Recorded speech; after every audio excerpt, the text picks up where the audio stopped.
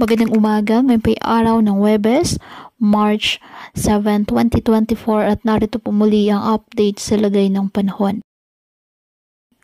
Ayon sa pag-asa, nanatiling mahina ang hanging amihan at easterlies o mainit na hangin na nagmumula sa dagat Pasipiko ang nakaka-apekto ngayon sa Southern Luzon, Visayas at Mindanao.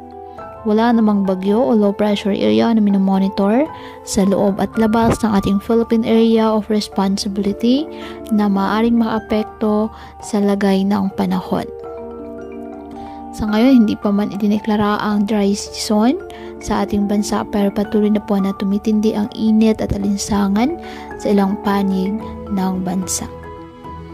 Sa kasalukuyan, walang gale warning na nakataasan ng baybayin ng karagatan kung kaya malaya pa rin pong makapamalaot ang ating mga kababayang mangingisda na may maliliit na sasakyang pandagat.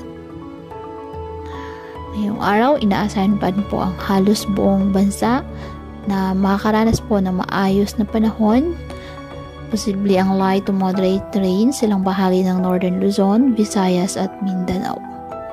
Kaya patuloy po natin na pag-iingat pa din ang ating mga kababayan sa pantapat po ng mga pagbaha at pagguho ng lupa at ugalin po na magdala palagi ng payong o kahit naman panangga sa ulan o di kaya na may sa init ng araw kapag lalabas ng ating mga tahanan.